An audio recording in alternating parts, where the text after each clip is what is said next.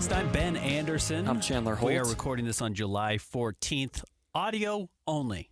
Having issues getting audio on our video side. Yes. So I don't think it's our fault, but maybe it was. We don't know. But appreciate everyone who's listening regardless. And then just a quick programming note. No podcast next week. Yep. I'm out of town, so we'll take a week off. And we are starting to slow down a little bit, though. Summer League will have wrapped up. So ideally, we'll have seen these players a little bit more.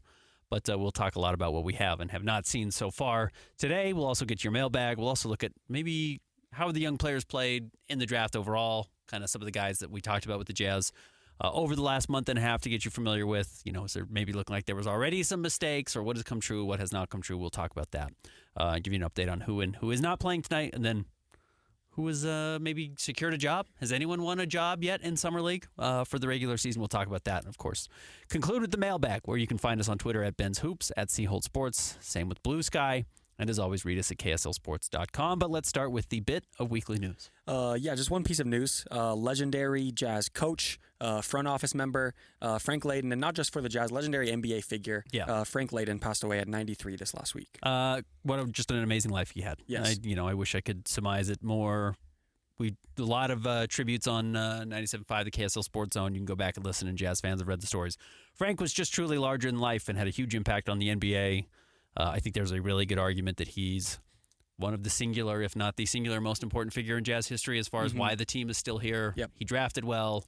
He coached well. He got Jerry Sloan here. He got John Stockton here. He got Karl Malone here. Like, the things that made the Jazz spectacular in the 90s were a result of Frank's work early on in the 80s. So a tip of the cap to a life well lived. And then, honestly, I don't have my job if it's not for Frank Layden. Yeah. The Jazz are not in Salt Lake if it's not for Frank Layden. So a great man and a very fun NBA figure. And, whether your experience with him was through dazzling dunks and basketball bloopers, or knowing him from his time at the Jazz, or you're just a Utah and you saw him around, Frank was an awesome guy. So shout out and a credit to Frank. One thing I do want to say, like you said, and I think if you don't know, you do a deep dive on Frank Layden to know specifically how he contributed to the Jazz and them staying in Utah.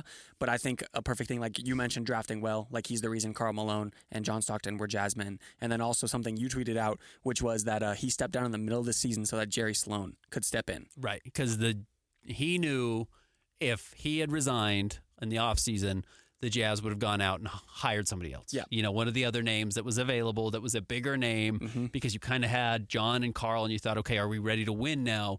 And look, I guess maybe there's an argument that would have been the right choice, but Jerry Sloan's the third all-time winningest coach in NBA history, right? He's in that conversation, and a Hall of Famer, and an A-plus coach. Yep. Every team would have loved to have had Jerry as long as the Jazz had Jerry. So, no, that was the right move. Frank knew it was the right move, and I guess somewhat twisted the arm of the Millers to make sure that was their only opportunity. Yes, and something kind of funny, Austin Ainge has come in, and his sort of motto so far has been stacking good decisions, and that seems like all Frank Layden ever did. Yep, so, exactly right. After really difficult decisions of the Gail Goodrich trade or signing that made it so the Jazz lost Magic Johnson, it's that was crippling. And having to trade Dominique Wilkins to keep the lights on, or whatever the story is there's a lot of different versions. Going from Darrell Griffith, Mark Eaton, Thurl Bailey, John Stockton, Karl Malone throughout the 80s to do what he did and build that team that ended up being so legendary is important. Yes. And teams need that little bit of luck, especially when the NBA was so in flux still at that point, even though it was starting to take shape.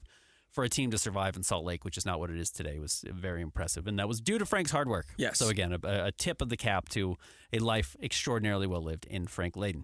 Summer League, also well underway. Salt Lake Summer League wrapped up. Jazz went 3-0, and then the Vegas Summer League started. Last time we had talked, we'd only seen one Summer League game. Yeah, the first Salt Lake City Summer League game. Since then, we saw the conclusion of the SLC Summer League. The Jazz beat the Grizzlies 112-111. That was a great comeback win there. And then they beat the Thunder 86-82 to go a perfect 3-0 in Salt Lake. And then transitioning over to Vegas, they started with a 111-105 loss to the Hornets. And then last night, lost to the Golden State Warriors 103-93. I guess let's just run down the players. Let's just go player by player a little bit and talk about what we've seen. Yeah. And I don't have comprehensive stats, unfortunately, but we can talk about what we have and have not learned about these players. And we'll start at the top, which is Ace Bailey, which is the player everyone wants to see. And Ace had a fine first game. It wasn't particularly great. He didn't shoot well, 3 of 13 from the floor, took some bad Ace Bailey shots. Yes. And then his second game was honestly truly spectacular. Oh, it was amazing. I thought it was really an awesome performance. And even I think he took 1 or 2 weird shots, but he was digging out balls on rebounds. His rebounding were not the me bounds that we talked about. Yes. I'm missing my own shot and going and getting them. He was going and finding other guys' misses despite the fact that he's playing the 2 or the 3, so he's fully out on the perimeter, and he's reading the ball off the rim before it even goes up, positioning himself, using his excellent height to beat people and speed to beat people, and then leaping ability to grab the rebound above everybody, and then just turning around and finishing on top of the rim with, a dribble or 1 step to the rim and just exploding off the ground to finish there. And that's probably the best part because, you just think of, I've seen playoff games won with those types of baskets, right? The guy who's the superior athlete goes and gets the job done, even when the play wasn't for him.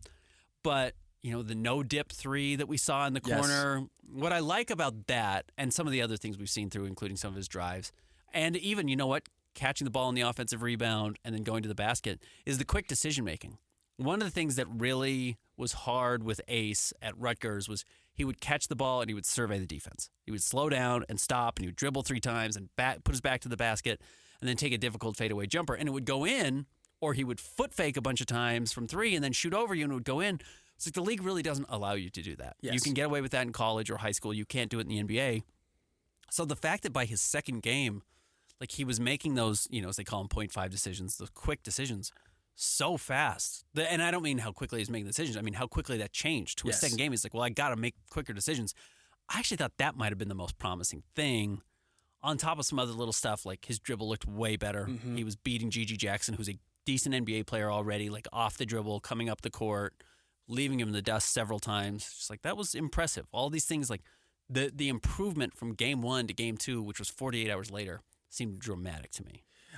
This game we're talking about was also the last time that we saw Ace Bailey, the 112-111 win over Memphis. Since then, he's been dealing with hip soreness. But in that last game, he had 18 points, 7 for 14 shooting, 7 rebounds, 3 assists. And then, like you mentioned, the handle looked a lot better. He had 0 turnovers. Yeah. I think he was the only Jazz player without a single turnover in that game. And then, just the decision-making was something that I would point out. Like you said, there wasn't a lot of those quote-unquote Ace Bailey shots, if you want to call them, just rising up over defenders. It sounded like almost all of his shots came within the flow of the offense. And something that we'll talk about when we highlight one of our players coming up is that it was truly a bounce-back moment. And there's been a few players that have had bounce-back moments, whether it be from the first half to the second half or game 1 to game 2.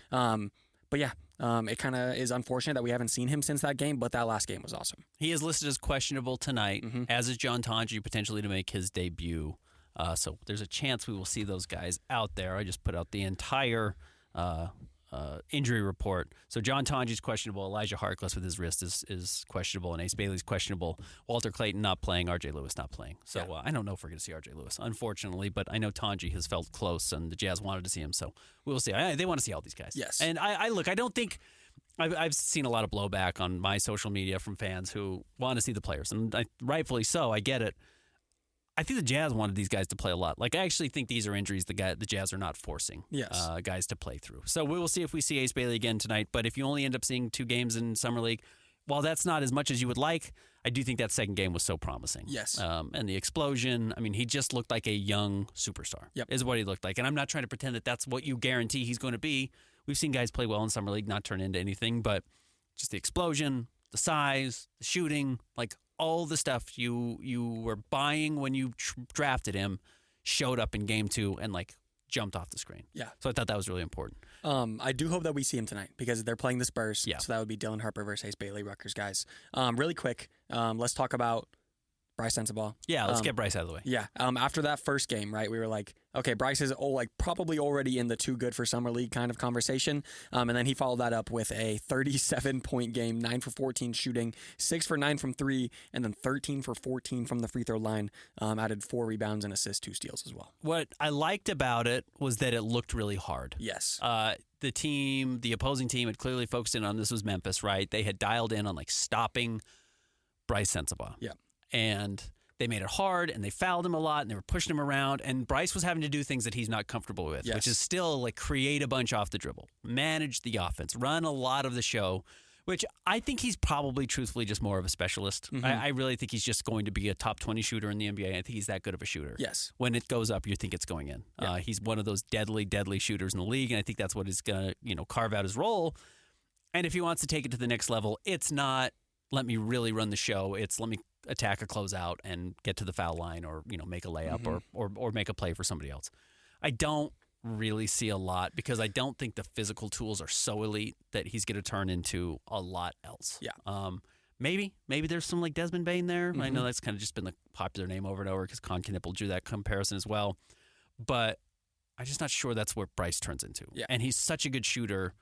It just might be worth him shooting every time he touches. True. So, and he showed that in Summer League. That's Yes. the nice thing. Like every time he shot it, it almost went in 11 of 17, I think, total over the 2 games you said. So it was exceptional. And it's what you should see. And too good for Summer League doesn't mean he doesn't need to get a lot better, but it means that every other player on the floor just defaults to passing him the ball when things get hard. Yes. And then you're not running anything. You're just highlighting Bryce Sensabaugh over and over, and that's just not super valuable for everybody. So in a sense, I think it's good that he's not playing in Vegas, but he's still supporting them. Yes. But I just think he's going to be a specialist, A-plus, elite three-point shooter who physically is big enough to not just be some of these guys who are like, well, he's a great shooter, but he can't even be on the floor. I actually think he has excellent size, and those guys end up being good. Terrence Ross, remember, he was a freak dunker early in his career, but by the time he got to Orlando and was kind of a little bit older, it was just like, well, he's still valuable because he shoots 44% from the three-point line. Like, Bryce might be that good. Yeah. Bryce might be that type of a shooter. And I think that Bryce Sensabaugh, I think he showed this in Summer League, like playing next to some of the young guys, because going into it, right, we'd and I talked about this on the KSL Sports Zone as well, which is like we're not seeing Keontae and like Taylor Hendricks is injured, but we're not seeing Taylor Hendricks as well, or rehabbing his injury rather. So why is Bryce Sensabaugh playing? And then like right away, like we said, he showed like, okay, maybe he's too good to be here. But I think that it's valuable because he is his play style sort of supplemental to, especially when the full Jazz roster will be rolled out. So I think him getting minutes next to Ace Bailey, next to Walt Clayton and these guys is valuable. And I just think he played awesome, and I think he's going to continue to be awesome in his role once the regular season rolls around. I think he knows what his role is. Yes. And he was being asked to do a little bit more than what his natural role is. And you're not going to see him in Summer League anymore, so I don't think you should see that many more 5 turnover games because 3 of those turnovers should just be shots. Yeah. Just shoot the ball or keep moving it. Yeah. But you don't need to try and make something out of nothing. We've got other guys who can do that. That's your coaching to him. We've got guys who can fix what you do. So don't try to do it. Yep. They do it better than you do. But nobody shoots as well as you do. Yep. Literally, maybe nobody on the team, including Lowry, might not be as good a shooter as Bryce. So credit for him. Hey, man, being an elite shooter, it's a good time to be an elite shooter. Like growing up, there was 20 of those guys in the league. It was like Steve Kerr and Vinny Del Negro and Jeff Hornacek. And it's like, okay, it's like kind of a niche role. And Jeff was great, but like the other guys were just kind of not viewed that valuably, as valuable. And now it's extraordinarily valuable to have Bryce Sensabaugh. So he was great. Yes. Good for Bryce Sensabaugh. I'd give him an A. Yeah. For his Summer League performance. Let's get to Walt Clayton. Okay, Walt Clayton, the Jazz's 18th overall pick. A little slow, a little clunky to start, but the last 2 games, I just think we've seen him play absolutely fabulously. Yes. He's over 20 both of the games, right? He played the Tuesday night game here and scored 20. And then what do you have, 23 in their latest game? 21 against the Hornets. 21 against the Hornets. And he was out last night. But yeah. With a hamstring injury. Yes. And is not playing again tonight. Okay. But I think for Walt, it was kind of nice.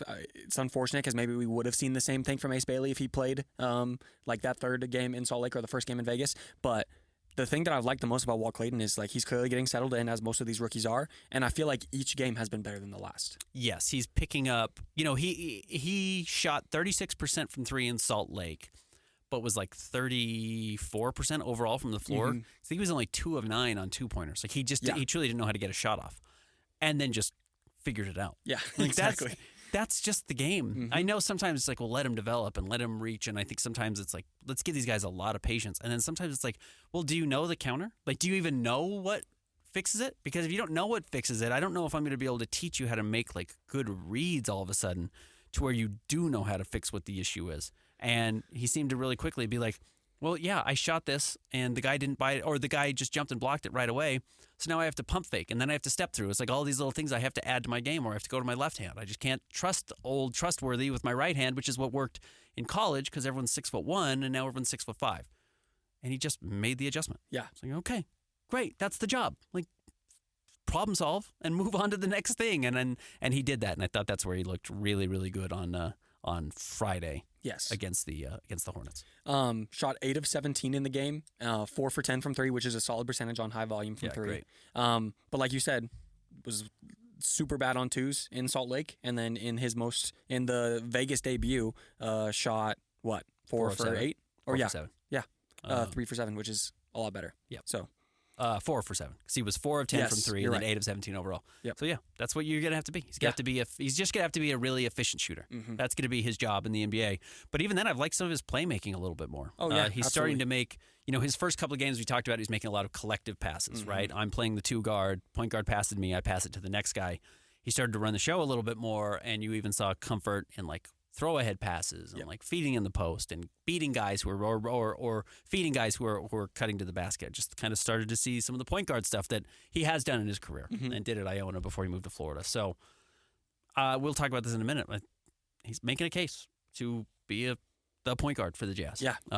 So which can lead us into Isaiah Collier, who's kind of been up and down. It's just looked a lot like Isaiah Collier to me. Yes.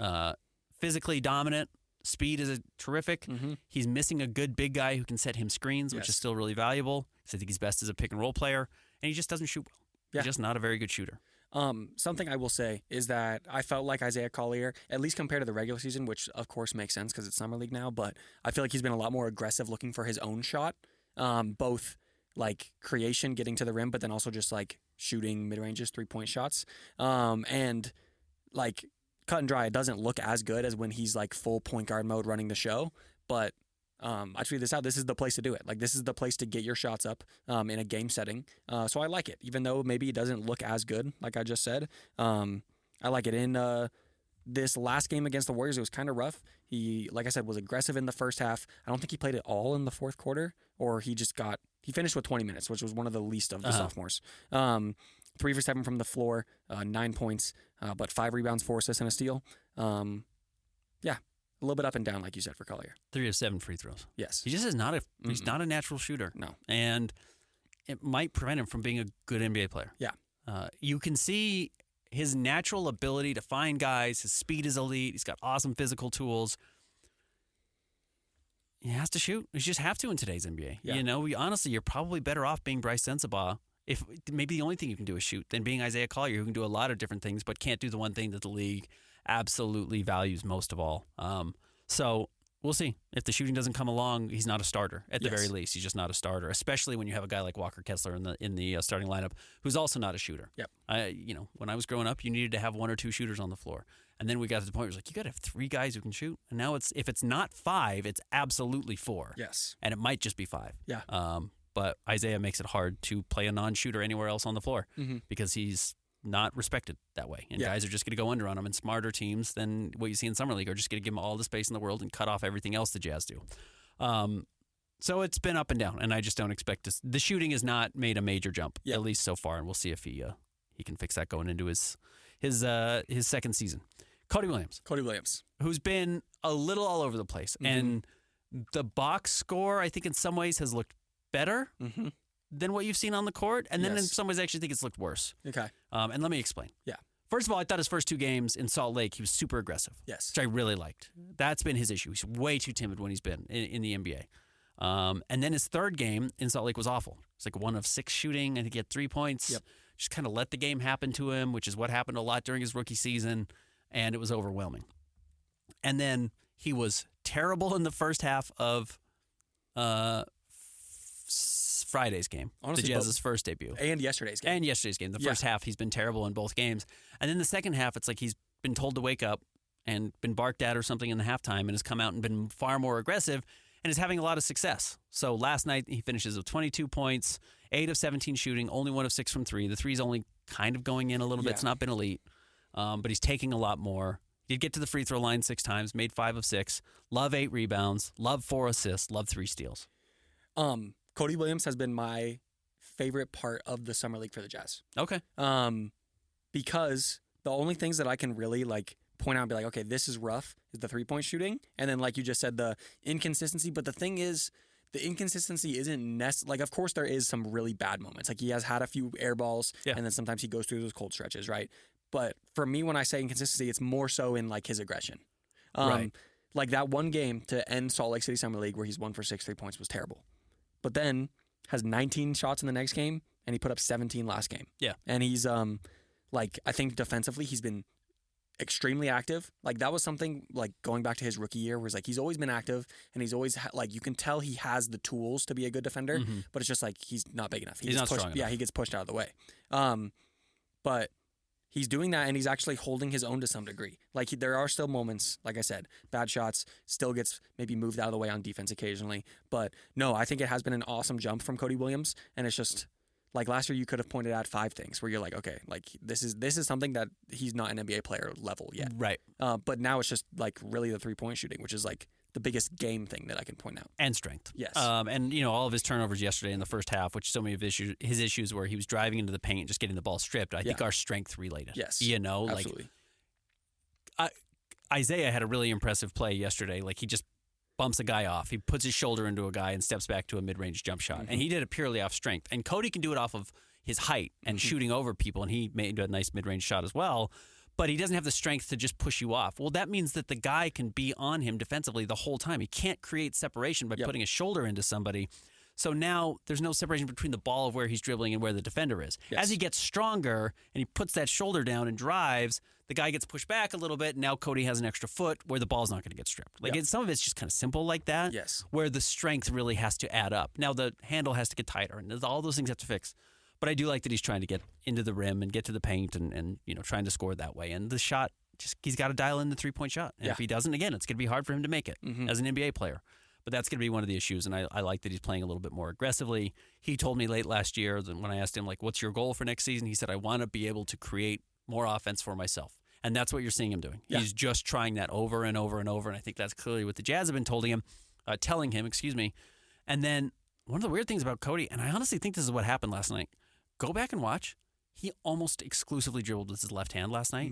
I wonder if the team said, like, we got to work on your left hand. Yeah. You're so dominant going one direction, which I don't feel like he's necessarily right hand dominant. But I wonder if they were like, we want you to work on your left tonight. Really work on your left hand. Really focus on it.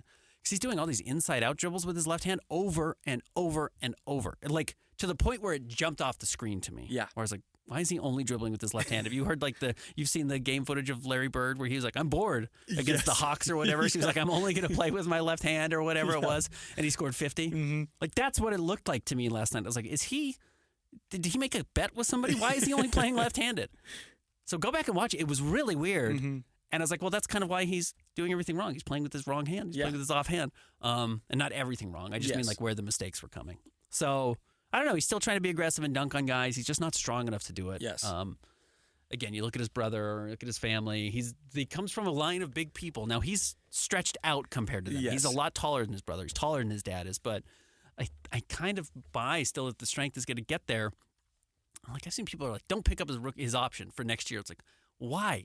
Yeah. He costs $6 million a year. The salary's $150 million for the team. It's like $6 million is fine. You've played him to G League, and if you have to play him in the G League all year, that's fine.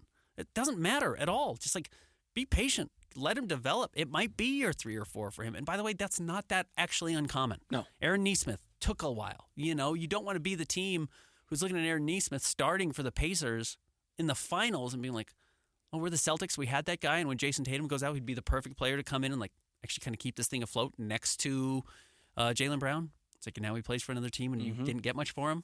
I think he ended up being in the Marcus Smart trade, but regardless, it's like, yeah, I think you hold on to Cody. Yeah. Just like let him grow, let him at least turn into an adult. Yes, he's still 20. He'll turn 21 in November, but yeah, he's a kid. I'd let him mature a little bit. Yeah, I will say this is definitely premature, but I would like. Not saying that he's gonna like be a 15-5 guy this year, but like I would buy Cody Williams stock. Okay. Like after this Summer League performance, because like last year there were 3-point shooting problems, and then like the biggest thing like we even said was like he just needs to get stronger. But I believe more in the he just needs to get stronger now more than ever, off of the stuff that we've seen, and like I totally agree with you. Like there is literally no problems that will arise from just keeping him around. You can pick apart parts of his game last night. Like he started scoring in the second half after the game opened up, and it kind of turned into a track meet, and he was just kind of cutting to the rim and scoring. It's like, but if it was easy to score 22 and grab 8 rebounds and dish out 4 assists and record 3 steals, everybody would do it. Yes. And he does. And yeah, I don't think he's going to be a star. I don't think Cody has like a star future for him. He's not going to turn into his brother. Mm-hmm. But you look at like DeAndre Hunter and some of these guys who are like really high draft picks who like found roles as kind of like, well, he's big and he does a couple of things well. And it's like you just have to have those guys. Yes. And Cody just might be a guy who is a role player, but you just have to have tall, long role players. Mm-hmm. And that's not a failure. No. Even if it's not what you hoped you were getting with the number 10 overall pick. Yes. But in that same draft, you've got a guy in Kyle Filipowski who was drafted 31 overall who has been the Jazz's best player in Summer League. Yeah. And actually I think he's probably been better than Bryce Sensabaugh because you factor in that, he's grabbing 8 and 9 rebounds a game. He only had 6 last night, but he still had 21 points, and everybody is keying in on stopping Kyle Filipowski now because he is the Jazz's best player, mm-hmm. and they're saying, how do we stop him from being a guy? And he didn't shoot well last night, 1 of 8 from the three-point line, but 9 of 21 overall for 21 points, and he did it in 24 minutes, and he's consistently just dominated, including Friday night when he had 30. Yeah. What do you have, 31? Whatever it was, 32 points, 6 rebounds, 5 assists. And was just roasting everybody. Yes. Right? He was going up against my favorite draft pick, Ryan Kalkbrenner, who I said should have been drafted 61st overall. He just killed him. Yeah. Right? Over and over and over, just drove past him. And that's where Kyle Filipowski has a lot of value. It's he's a true mismatch. If you want to put a center on him, he'll step out. Yes. And he can shoot well enough, and he didn't last night, but he shoots well enough that if you don't defend him, he'll burn you. Mm-hmm. And if you step out with the center, he'll just drive right past you because his ball handling is really, really good for a 7-footer. Yes. So he's a walking mismatch. He's got value. The one thing that I will point out is specifically yesterday, and I wrote about this in the article that went up on KSLSports.com, is that there was a lot of times, it felt like everyone on the Jazz roster almost had problems just holding on to the ball last night. Yeah. I think Golden State was really aggressive defensively. Yes. I thought they played really well. Yeah. But on top of that, there was a lot of times where he got the ball in the post, and the Jazz specifically ran a screen or something to get a smaller guy on him. Uh-huh. And they talked about this on the broadcast. He would take 1 or 2 pound dribbles, and then if he didn't get anywhere because he didn't have leverage, he would just take a little fadeaway or some sort of tough shot with help defense coming. And it's they were saying that you just have to pick a direction and go, which I agree with. Uh-huh. Spin one way, right, or dribble one way, then take it the other. Do something instead of just trying to pound dribble a couple of times and get down low, which is kind of shows that Filipowski is a finesse big more than he's a power big. Definitely is. Yes, but like I said with Isaiah Collier, I like how he's been shooting jump shots because that's something that he needs to work on. I would like if Kyle Filipowski did more of some of the things that he needs to work on when the regular season comes around, because this is the place to do it. Yeah. And I think that he has been sort of defaulting to what he's comfortable with. But other than that, I do agree with you that he has been, specifically in Vegas, the Jazz's best player. He's got to be a lot better defensively. Yes. He's jumping at everything right now. I think his biggest skill development, honestly, might be a coach getting through to him. Don't jump. Yeah. Seriously, don't jump. Because you can't be fouling as much as you're fouling. You had 8 fouls last night. Yeah. You can't be fouling that much. You just need to be 7 feet tall and vertical. Yep. And don't jump. Yeah. That's the best thing you do. Don't overcorrect on your closeouts because he's doing that way too much right now and guys are just running past him. And again, he's really smart. So I think that stuff he's going to learn. Yeah. Just go be 7 feet tall. That's the best thing you can do. You don't need to be a jumper. I don't think that's your game. You can do that on the offensive end. He's a good dunker. He's very athletic, but I don't think he needs to be a jumper defensively. I think he needs to be more Thomas Sorber, ground bound. Yep. Just be tall. And that's going to be the best thing you can do because then you're not committing fouls and you're not taking yourself off the floor or putting him at the foul line. I think that's just the best thing he can do. But he's been really good. Yeah. Do you want to talk about anyone else? Have we mentioned everybody? We just haven't seen John Tonji or RJ Lewis yet. Yeah. Shout out to Cam McGriff, though. He is undrafted in the 2020 draft, got his first summer league start. He's been in multiple summer leagues. Yes. And you said the 2020 draft. Yeah. He's 27 years old. Yeah, he's an old man. Yeah. But got his first ever summer league start yesterday for the Jazz, put in 19 points, 5 of 11 from 3. So shout out to him. And then quickly, and we'll take a break, and then we'll come back and talk about maybe some positional stuff with the Jazz. Does anyone want a job? But early in summer league, a couple things have looked well. I mean, Cooper Flagg had 30 in his second game, and it's kind of exactly what we talked about. It's he's going to accidentally score 26 points a game in the NBA. Yeah. He's never going to look like a guy who you're like, man, look at his bag. That's not his game. No. But he's going to accidentally just dominate. Yes. And that he did it in game 2 already, yeah. and they shut him down. Dylan Harper's only played 1 game so far and looked so-so. We'll see if we see him tonight against the Jazz. Trey Johnson's looked great. Yes. He's shooting the heck out of the ball, but that's what he does. If he wasn't the best, if Kahn wasn't the best shooter in the draft, Trey Johnson was, and Kahn struggled miserably against the Jazz, which is not that surprising. He's not going to look good in Summer League. That's not where he's going to look awesome. But he's a complementary player. He's not a star by himself, especially right now. Trey Johnson has been a star and has been a star his whole life. The problem is, like, can Trey play if he's not a star? Like, what's his role if he's not a star? Yeah. And some guys really struggle with that. But in Summer League, he can just be a star right now, right? They need a shooter, and he's looked awesome. He's looked the part. Jeremiah Fears. Yikes. Yikes. Was he 5 of 21? Yeah. And it was everything we talked about with Jeremiah Fears, of why every Jazz fan was afraid of him getting drafted with the 5th overall pick. It was like, the ball never goes in. You're right. He's fun to watch. He can dribble and get everywhere he wants to on the court and get to the rim at will.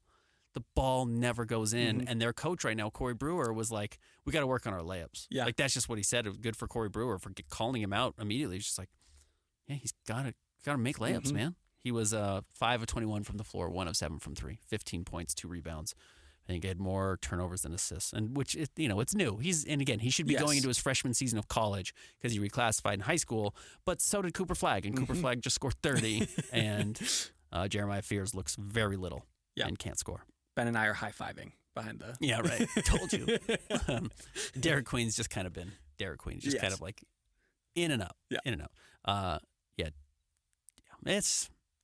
I don't know. I did not love what New Orleans did. No. I did not love that pick, and it's not looking great. And Kahn had a bad start. Good passing, did not make shots. The shots will go in. Liam McNeely looked awesome. Liam McNeely played against the Jazz, and he fell at the end of the first round and looked really, really good. I just want to say one thing. This is completely unrelated, but if Derek Queen is not an all-star and that pick becomes one of the top 3 and that guy becomes an all-star, that is going to be maybe top 5 worst trades in NBA history. Yeah, it's already got a chance to become one of the worst trades in NBA history. Yeah. Again, if you forgot, they traded up from 23 to 13 to draft Derek Queen and gave up next year's unprotected first-round pick. It's like, well, Pelicans, do you think you're going to be good? Because you don't look like you're going to be good. And adding on to that, it's the best of their own pick and the Milwaukee pick, I believe. So and like, if Giannis is gone, then that is like a double chance of being a top 3 Even pick. if Giannis is there, do we know that Milwaukee's going to be awesome? Yeah. We don't. So, a very, very dangerous game the New Orleans Pelicans are playing right now. All right, let's take a break. We'll come back. We'll look at some Jazz positional stuff. We'll get to your mailbag. Stick around. More Jazz Notes coming up next.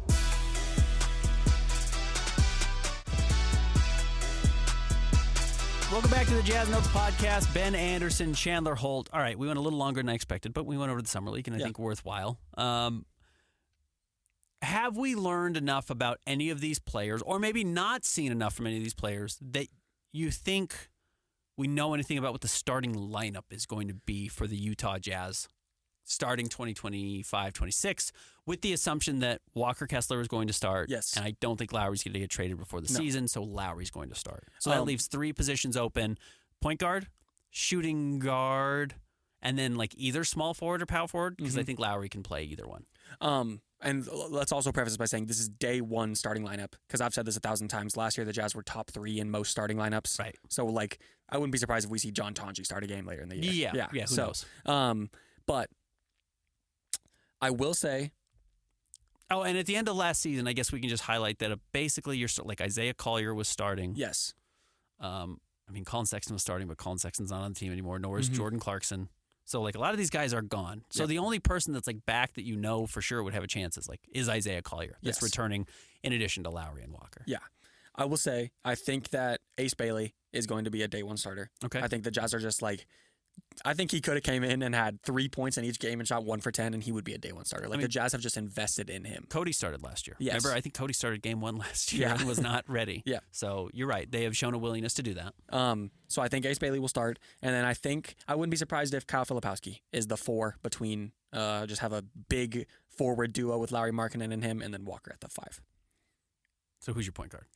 Point guard is where it gets tough. I could see a world where it's Walt Clayton. I could also see a world where it's Isaiah Collier. I would imagine Keontae just also starts the year in the bench role that he ended last year with. But I would let's say it's Collier. I would bet it's Collier. I kind of think it's not going to be Collier. Okay. So I think it's going to be Clayton or Keontae. Okay. Again, I think you have to have shooting. Yes. And I think when Walker Kessler's out there, you just don't have a shooter at the 5. And putting Flip at the 4, which I agree with you. I think it's going to be Flip. Yeah. And by the way, I think Flip's a 4. Like, yes. we got to. I just don't see any world where he's a 5. No. If you want to play him as a 5 offensively, I can buy that a little bit more. Now that's hard with Walker, Yes. but Walker's a pretty good offensive 5 because he's the most efficient scorer in the NBA, and he's huge and he catches lobs really well. He's a good screen setter now. Like, yes. I think he's a passable offensive 5, and Flip is a very passable offensive 4. Mm-hmm. And then you can play him at backup 5 if you want. Again, talking about Flip. Yep. And you can play him next to a Taylor Hendricks who can defensively be a 5. Yes. Or whatever you want. Whatever you want to do there. So I think there is value there. But I'm with you. I think Flip's the starting 4. Mm-hmm. Lowry's the 3 or whatever. Yeah. Ace Bailey, probably is the 2. And then 1, I just think you want to have shooting. And I think everyone's job is hard if your point guard's not a shooter. Yes. Everyone's life is harder. So I think it's going to be Walt or it's going to be Keontae. And again, everything I've kind of heard over and over is like the Isaiah or the Colin Sexton trade was like for Keontae. Okay. Like that was the first name I was told. Like, yeah. Keontae. So the Jazz are like betting that Keontae has made a jump, and I've heard he had a great summer. I don't know what that means, but I just been told he's looked awesome this summer. So like Collier's the best playmaker. Yes. Walt Clayton's the best shooter. Keontae might be the best of both right yes. now. The question is, can Walt Clayton catch up on the playmaking that quickly? And the answer might be yes, because he's not going to be as good a playmaker as Collier. No. But he can probably catch up to Keontae, and he's a better shooter than Keontae. So if that's the case, why not just start him? Other than then you have Ace Bailey and Walt Clayton starting. And that might upset the apple cart just because you have 2 rookies coming in and starting right away. Yes. And, do you get people to not buy in? Mm-hmm. But also maybe you just say, yeah, guys, the new realm is here. You didn't earn it. You had 2 years to earn it. What do you mean? What are you mad about? Yeah. You had a full year to earn it. And he came in a summer league. We thought he earned it. So I think that's where the team gets really interesting. I think, first of all, if it's not Collier, I think it is Keontae. I think 2 rookies is kind of a thing, and Clayton hasn't been so awesome that he's undeniable as a starter. Right.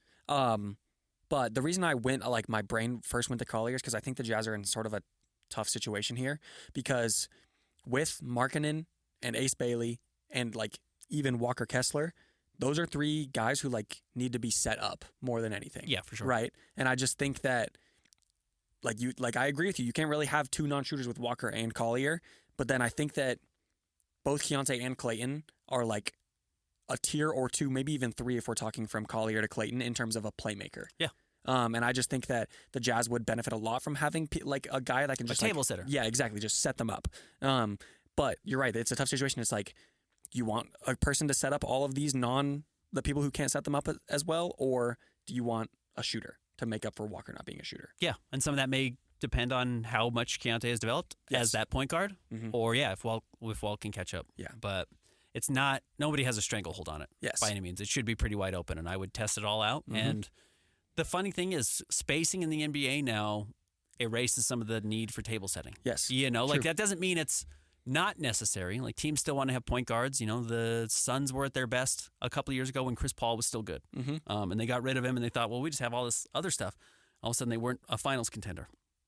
And I thought the Celtics took a major jump forward, and they got Derek White and Drew Holiday, guys who can play point guard. Yeah. And when they didn't have them, they were really struggling. So I don't want to underrate that. I'm also not trying to pretend the Jazz are knocking on the door of the finals like the Suns and the Celtics were. But, if you can space the floor, though, some of those decisions get a lot easier, right? Yes. Just kind of shoot when you're open and read and react if you're not. Yeah. So I'm curious. I don't think Cody Williams is going to start. I don't think Taylor's going to be ready to start day one. I think they're going to bring him along slowly. If they don't want to saddle Ace Bailey, let's say Walt Clayton starts and they don't want to put 2 starters out there, I think Bryce has an argument to start at the 2. Oh, yeah, absolutely. Over Keontae. Yeah. Just because he's a pure shooter who doesn't need to do a lot else. Yeah. But has been around enough to know what is being asked of him. I will say, after this back and forth, I would say that the likely starting lineup would be Keontae, Ace, Lowry, Flip, and Walker. And then with that, your bench lineup is Collier, Bryce, Cody, Taylor, and Flip, or not Flip. Nurk. Yeah, Yusuf Nurkic, which is a pretty solid. You have shooting, you have playmaking, you have some defense with Taylor Hendricks, and then a veteran with Yusuf Nurkic. Yeah, and actually, Nurkic can spread the floor a little bit, and Taylor Hendricks can obviously space the floor a little bit, and Bryce Sensabaugh, if he's your backup 2 guard, he can space the floor a little bit, and then Cody Williams can space the floor a little bit maybe. Yeah. But Collier can play with that lineup. Yes. So exactly. that actually makes some sense. So I'm with you. I kind of think if I had to guess today, I would say Keontae, Yes. Ace, Lowry, Flip, Walker. Yeah. That would kind of be my guess. But I might be wrong. Yeah. Keontae, are you going to start investing Keontae now as the sixth man? I get that's where he was best last year. Yes. And he adjusted to that. But is that where you're investing in him? I don't know. And just to add on to that, you invested in him as a six-man last year, but then I think after the full season last year and now the offseason, I think that Isaiah Collier and Cody are both projecting to be just solid bench guys. I would say that is maybe kind of where they're heading based on what you've seen. If Isaiah came out and he was all of a sudden a 35, 36, 37% three-point shooter, you're okay, maybe he's our starter. But that just hasn't been the case. And no decision you make now will be cemented a year from now. Yes, but that just too. where you are today. All right, let's get to the mailbag. Okay. I agree with you. I think that's probably what my gut would tell me. Yeah. Mailbag, as always, find me on Twitter at Ben's Hoops or read us at Holt Sports. I send out a prompt on Monday at about 11 o'clock every day and every Monday ask for your questions for the week. Do it on Blue Sky as well. Yes. Let's start with my DMs really quick. Dan in my DMs says, in your opinion, is the Salt Lake City Summer League a good thing? Seems nice for the local fans, but since Vegas is a more nationally recognized Summer League, I feel like it might be better to sit the top guys in Utah. I just think it's a treat for Utahns to be able to see Ace Bailey. Mm-hmm. I wonder if some of the way I do think sometimes these players are handled, the young players especially, are handled with kid gloves because you got to understand there's the Cam McGriffs that come out that are I'm going to make a name for myself. Yes. And I'm going to do it by busting Cooper Flag or whoever. Ace Bailey's on the floor, I'm going to embarrass him. So it's that's kind of dangerous, and you kind of don't really have the draw of you just whatever the NBA assigns you is how you have to play. It's all like Summer League, you just kind of control a lot of the variables, right? Who's coming, which teams are going to be here, et cetera, et cetera. What the schedule is a little bit, you get to make the schedule somewhat. I think that can be beneficial. So and then personally, it's fans can go see it. You don't have to drive to Vegas. Yeah. So I love having it. I understand what you're saying that it's a bigger show nationally, but the Jazz got to worry about the Jazz, not what about the NBA Summer League in Vegas. And then on top of that, with the Salt Lake City Summer League, you have guys like Bryce Sensabaugh, who's I don't think he was ever going to play in Vegas. Right. But you got to see him score almost 60 points over 2 games. So yeah. So that's just kind of I prefer Salt Lake City Summer League and just have more. Yeah. And start a third league. Yeah. After exactly. Vegas wraps up, more stuff for me to do, in a fun way. Yeah. All right. Oh, we've got a couple of questions on Blue Sky. Okay. Got 2 really quick on Blue Sky. Alex from the PGH says, of the 9 guys we've drafted in 3 years, which ones do you feel were a reach and which ones feel like safe bets? I truly don't think the Jazz have reached on anybody. Okay. Yeah. Everybody they drafted was in the range they were projected Yes. to be drafted in. In fact, if there was one player they reached on, it was probably Walt Clayton. Yeah, true. I think, and that's just based on mock drafts. Who cares? Again, Walt Clayton was going to get drafted by Miami at 20, so the Jazz took him at 18. It's not a reach. They drafted him over some other point guards like Nolan Traore, who ended up going, Kasparis Yakashonis, who had a horrendous California Summer League and then looked good in his first game in Vegas. Yeah. So we will see. I'm not giving up on him yet because he had 3 bad games in California. But, I think he's we'll see on him. But, no, I don't know if, Flip was absolutely a great value pick, and we knew it. Absolutely. We knew it the whole time. Yeah. I did one mock draft last year, and I had him at 15 to the Heat. He went 31. So that was a great value. I mean, Cody's the least return so far on your value because he was a lottery pick and a top 10 pick, and we were just talking about, he probably projects as a backup, which is a little underwhelming, but, everyone had him there. In fact, you go back and look at mock drafts the day before the NBA draft, and everyone had him at 7 or 6 to Portland or whatever it was, or Detroit. It's so Jazz getting him at 9 was not a reach at all. Keontae wasn't a reach at all. So there's just not a lot. I just don't think Collier was not a reach at all. Collier falling to 29, I actually think surprised some people. Yes. So I don't think they've reached. I think there hasn't been any reaches, and I think if anything, it has been oh, this guy fell to us, let's take him. Value. Exactly. And to the point where I don't even think there's a safe bet. Yeah. I don't think the Jazz even said well, this is the safe option here. I don't think Taylor Hendricks is particularly safe. He just burst onto the scene really late in his development, and it was early at Central Florida, but he wasn't projected as a top 10 pick, and then was projected as high as number 4. And then Keontae was always kind of a top 5 pick, and then kind of had his ups and downs, and then fell to 15. So the Jazz took him at 15 or wherever they got him. So I don't know if I would say anyone was a quote unquote safe bet. Yes. In fact, maybe the Jazz have made a mistake by not taking more safe bets, but also tip your captain. Like they're taking swings. Yeah. Ace Bailey was a swing. Jazz could have gone probably safer, but they didn't. Yep. So, I kind of like the approach that they've had. And the other one's question is Ace Bailey playing tonight? We don't know. So, all right, let's go to Twitter. Questionable. That's all we know. First up from Todd Crow. With Collins, would we have been too good to be a bottom 5 to 7 team? With Collins, why isn't next year's team good enough to start competing? I don't want to wait for maybe AJ DeBonsa-led team to start winning in 6 years. I saw a stat that was like across all of John Collins' minutes last year, the Jazz were outscored by 16 total points. Oh yeah, so they were too good with John Collins on the floor, and then they don't want to give up their draft pick. They just really don't want to give up their draft pick for John Collins to be around another year, and then they don't want to pay him next season. Yes. So it's that simple. It was just that in between. It's why these protected picks are so crippling. And this just killed the Jazz. The Jazz, in retrospect, should have just eaten the salary of Derek Favors and had him off the books in 2 years. And I get it.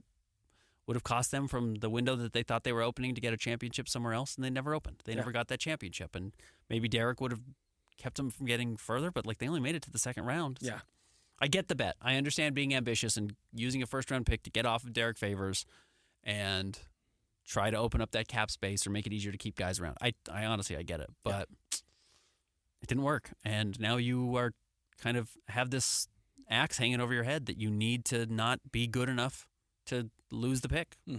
So you got to be bad, and they're going to be bad. And John Collins didn't allow you to be that bad. Yeah. John was great last year. And then honestly, there's a fairness part of this where the Jazz can't ask a guy who's 27 years old going into a contract year to not play. Yeah. It's not fair to him. True. He's in the NBA and he's good enough to be in the NBA, and he deserves a chance to go out and earn the next contract, and the Jazz weren't going to give him that opportunity. No. But even just by playing him, they weren't good enough to compete for the playoffs. Yes. So that's the issue. Another one from Todd Crow. More likely that we try and use the exception to get a Brandon Ingram type or trade Lowry and tank again next year. And he says, consider your words carefully. Okay. Trade Lowry is my guess. Okay. Versus trying to use the exception to get a guy to make you better. Yes. If the Jazz use the exception, I think it will be get another draft asset. Yeah. I don't know. Unless Ace Bailey just pops immediately and is like, oh, this is a Donovan Mitchell type player who is going to be ready to help you win really soon, and you're just not there because the rest of the roster isn't there. But if you can use the trade exception to go out and get a guy who's worth $27 million or $26.5 million, who someone just wants to get rid of, and then you look at how quickly Houston got better by signing Fred VanVleet and Dylan Brooks, and you're going to have cap space next year, or Detroit got by signing Tobias Harris and Paul Reed and whatever their moves were, Tim Hardaway Jr. But, you can get better quickly in the NBA now. If the Jazz said, well, we can do that this summer, summer of 2026, but let's trade for a $26 million guy right now, I just think they're going to use it to get a draft asset if they use it at all. They might just let it expire. True. I don't think the Jazz are going to take on just $26 million for next summer just to have an extra $26 million on the book for a late first. Yeah. That's not worth it. And Austin Ain just said repeatedly, there's real value in cap space. Yeah. So, another one about the 4-hour trade exception. Who would be a better fit? Josh Giddey, Jonathan Kuminga, Quentin Grimes, or is there someone else? Kuminga and Ace together is interesting, but I don't know how the chemistry would be with them.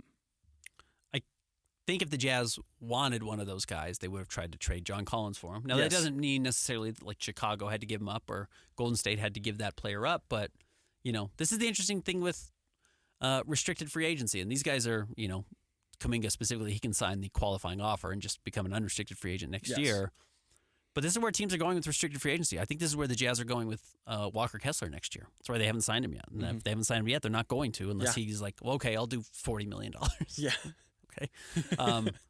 Just letting these teams go out, and no one dares tie up their cap space to sign a restricted free agent knowing that it's going to get matched. Yeah. Jazz will match whatever for Walker. So just don't sign him and use the leverage that you have in restricted free agency to scare every team off of. You just kill a market, right? So there's no demand, and so you have him. Yeah, it's there's no demand right now for Josh Giddey around the NBA, right? There's no because he's a restricted free agent. The Bulls are just going to match whatever. So why would you even mess with it? Yes, and same with Kuminga a little bit. I guess I'm a little surprised. Maybe the Nets haven't gone out and been well, he's 23 years old. Let's go throw something at him. Yeah. But they're all kind of doing the same thing where it's just we've got our young guys, we've got our draft picks, we want to see that through versus are there damaged goods in Jonathan Kuminga? So, best fit, Kuminga, of those that you mentioned, Quentin Grimes, I get he had an awesome close to the year for Philly, but it's a little fool's gold. Yes. Look back at Kelly Olynyk's one year in Houston. He averaged 19 points a game and 8 rebounds. This guy's a superstar. Well, we know he's not. Yes. So I think that's kind of what people are looking at Quentin Grimes. So of those three, the one that would make the most sense, I think, is Kuminga. I agree. But I don't think the Jazz want to tie up $26 million on a gamble like that when you just got to gamble in Ace Bailey and Walt Clayton and Cody Williams and all these guys. A handful of questions from Chilipowski. First, any rumblings on what the Jazz are planning to do with their TPE? We can go one at a time here. Nope, nothing yet. My guess is it expires. Yes. My guess, honestly, is it goes a year without being used, or the Jazz are getting back an expiring contract with a draft pick for a team that's just trying to get under a tax apron midway through the year, whose championship window did not develop the way they thought, so they're trying to get off of some money. Yeah. That's it. Any internal conversation about Flip's position / role in the rotation? I think he's going to be their starting power forward. Yeah. Yeah, that's just kind of my guess. Mm-hmm. He's really good. He is. You look at the rest of the guys, Taylor Hendricks is obviously a huge question mark. We don't have any idea how he's going to look coming back from injury, other than he's been rambunctious and fun to talk to, and I'm excited for him. Yes. But he's probably the Jazz's best prospect. Yeah. Right? As far as raw on-court production, size, youth, what we've seen already, where I think there is still a lot of upside there. He's a really good player. Yeah. So, other than Ace is probably the highest upside still, but if Ace was doing right now what Kyle Filipowski has done, which is 30, averaging a double-double in Salt Lake and then scores 30 in Vegas, and it's clearly the best player on the floor, people would be give him a max contract now. Yes. It's okay, well, to be fair, Kyle Filipowski is 2 years older, came into the NBA after his sophomore season. Yep. And now has a year under his belt, so he's quite a bit further ahead and should be further ahead than Ace Bailey. But I think we still get lost in but he was a second-round pick. So he's in the NBA now. That's all that matters. Are you in the league or are you not in the league? Are you on contract or are you not? And he is. He's under contract. So are you good? And he's good. Yeah. So I think there's a ton of value there. I think the Jazz hurt themselves by viewing Paul Millsap as a not star because he was a second-round pick. Yes. And Atlanta said, no, it's a star, and they signed him, and he made 4 straight All-Star games because they were just it's just his role. He's a star. And I think the Jazz were always yeah, but he's not Derek Favors, who was the number 3 overall pick. Who cares? Yeah. Is he on the team? Okay, then it's all even ground again. Yep. So I think the Jazz will and need to treat Kyle Filipowski that way. Last one here. Is Oscar gone or returning on a two-way? What about non-guaranteed guys, Springer, KJ Martin's fee? Well, she's back. They already picked up his contract. Yeah. So he'll be back next year. KJ Martin will be gone. Okay. I think. Yes. But very strongly think Okay. he will be gone. I don't know when his guarantee date even is, but Yeah. I don't expect him back, barring something strange. Same with Jaden Springer. Jazz backcourt depth is a lot. And they already have Elijah Harkless, who does a lot of the same things and is younger. Yes. And maybe he's younger. They're probably close to the same age, but is already on a 2-way contract. So, the Jazz have R.J. Lewis, who we have not seen yet, and Elijah Harkless on 2-way contracts. You have a third 2-way contract. That's where Oscar Tshiebwe played last year. Yes. Jazz got to figure out how they're going to sign John Tonji, if they want to sign John Tonji. They could just waive him. 53rd overall pick, who cares? It's not that big of a deal. But they may want to bring him around, and 2-way contracts are really good for that. But if you sign him to a 2-way contract, you either have to say goodbye to Oscar Tshiebwe, or you have to sign Oscar Tshiebwe to a minimum contract. You could do a non-guaranteed deal that doesn't get fully guaranteed until January 10th, which is generally when these things happen. Yep. And you could bring it back that way if you wanted to. And everyone loves Oscar. Yes. I love Oscar. If I'll talk to Oscar, he's maybe the most enjoyable human being the Jazz have ever had. Honestly, he is just sweet and loves every second of his life, and probably has gone through a lot in his life to get to where he is, and he's a remarkable story. And he's the 15th best player on the team. Yes. The great stories don't always necessarily mean you're an NBA player. Yeah. So it's too bad that you haven't seen John Tonji, because if John was awesome, just sign him to a guaranteed contract. Give him the Kyle Filipowski 4 years. First 2 are guaranteed. It's worth $8 million. End of story. But you haven't seen him play, so you have no idea. If he's terrible, you can't give him 4 years, especially 2 guaranteed. So he's probably best on a 2-way at this point. Yes. And I don't know. We just haven't seen him. And if that's the case, you probably just lose Oscar. Yeah. But you can sign Oscar to the G League if you want and just be like, Oscar, we like you. We're going to – and look, this happens. It's not supposed to happen, but it absolutely happens. Teams are like, by the time we get to January 10th, which is when you can do it, or I just kind of talk about these guarantee dates, we will sign you to back-to-back 10-day contracts. We will make you whole for your contract if someone doesn't sign you first off of the G League team. Yeah. And then we'll sign you to a rest of the season contract at the end of the year, the way they did with Jaden Springer. So actually, you're not going to get your $500,000 that you get for being a two-way player, but we're going to get you $350,000, right? Your 210 days, and then the rest of the season contract that's worth $250 or whatever. Yeah. Like, we'll do it. But we're just not going to give it to you right now. Yeah. Just to maintain a little bit of flexibility. So those are the types of things guys have to deal with. Next up, from Stephen Q. Ritter, he ends this by saying, is this too early to think about it? It absolutely is, but it's a good thought exercise. So if Ace pops, shows the Jazz all-star potential, and the Jazz end up with the number 1 pick in next year's draft, do they go best available or best fit next to Ace? The nice thing about Ace is, like, it's all best fit. Yeah, like, true. That's the draw about Ace. Like, we're talking about Flip. Mm-hmm. It's like a 4. Like, I just think Flip is a 4. And it's weird. That's why John Collins is hard. John Collins is a 4. Yeah. He can play some backup 5. Flip can play some backup 5. But it's like, what Collier is really hard. Like, you got to have point guard skills, and you got to have a guy who you like trust to be the point guard. Yes. But you got to be able to do other things unless you're like, okay, so Chris Paul is a point guard, right? The point guard. He's a singular position player. Yeah. But he's a good enough shooter that you can play him off the ball, and he doesn't have to have it every time. So you can play him next to Devin Booker and put him on the weak side, and Devin Booker can run the offense, and then if it's not there, he kicks it to Chris Paul, and Chris Paul runs the second action. Like, fine. Isaiah Collier kind of can't do that because you put him on the second side, it doesn't do anything for you. Yes. He needs to have the ball in his hand to be effective. So you need to be able to do multiple things. Yes. And John could kind of only do a couple of things. He was good. He can shoot threes and do some pick and roll stuff, but he's kind of a 4. It's Flip's kind of weakness. He's kind of just a 4. Yeah.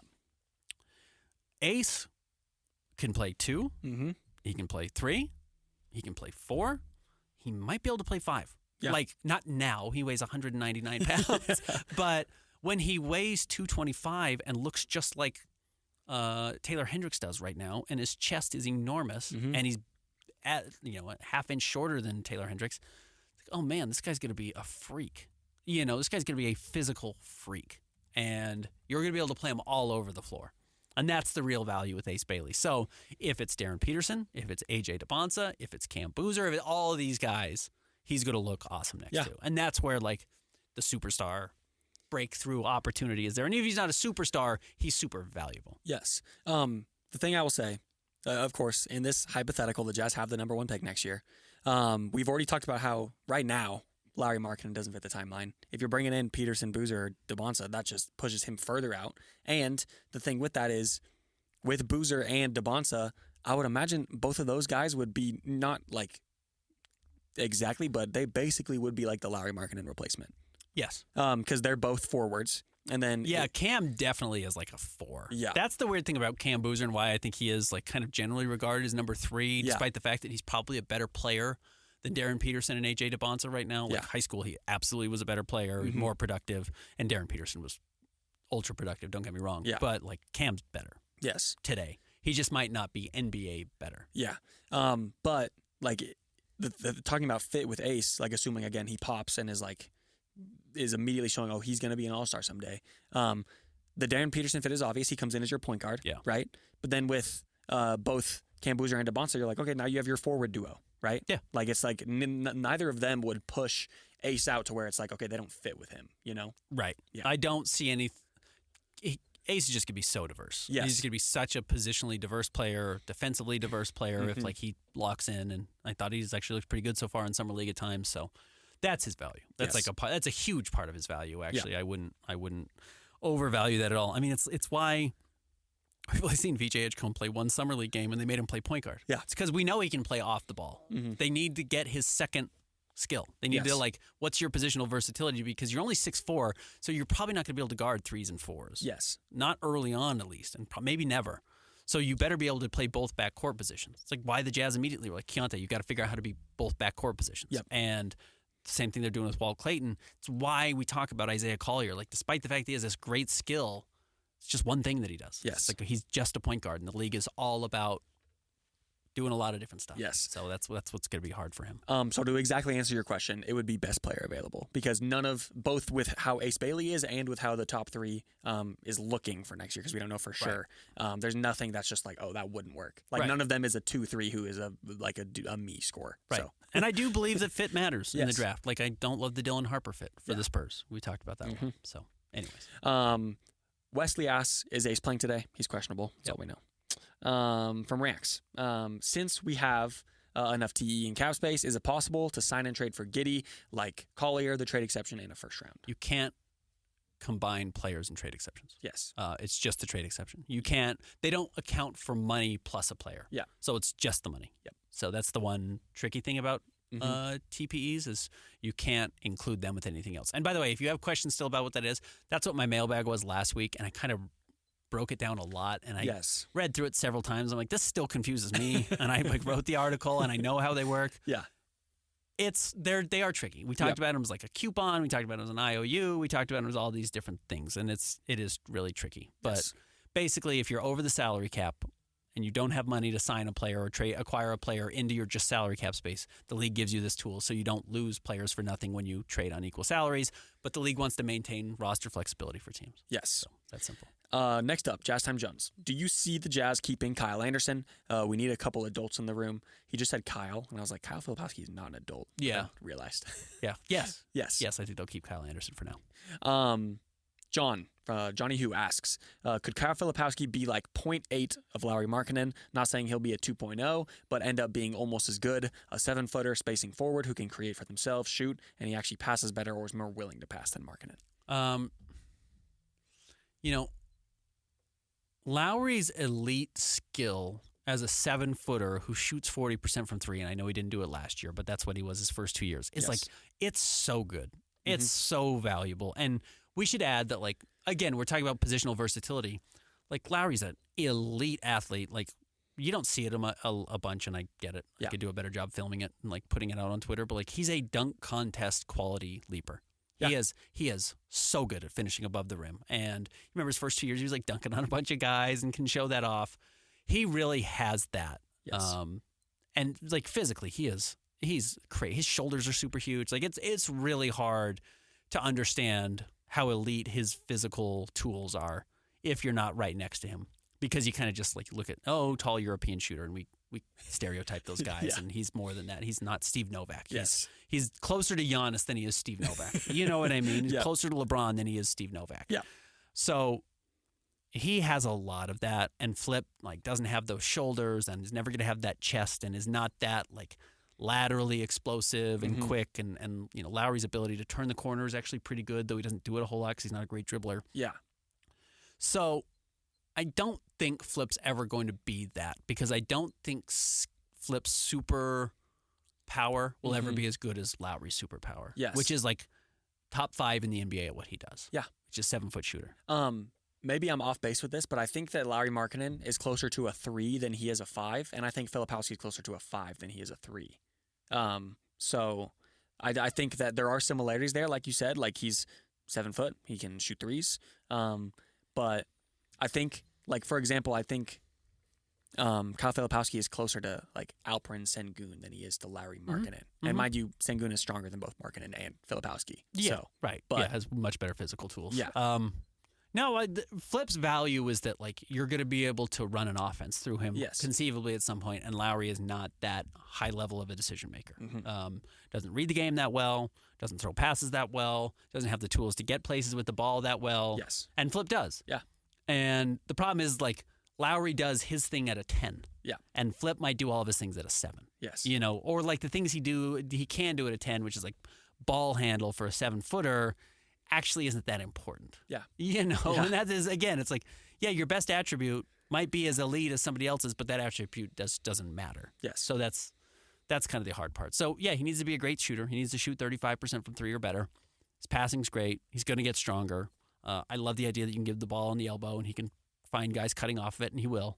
And as you get better players around him, he will make them look really good. Yes. So, all right. I think that does it for today. That is all the questions we have. Again, there will not be an episode next week.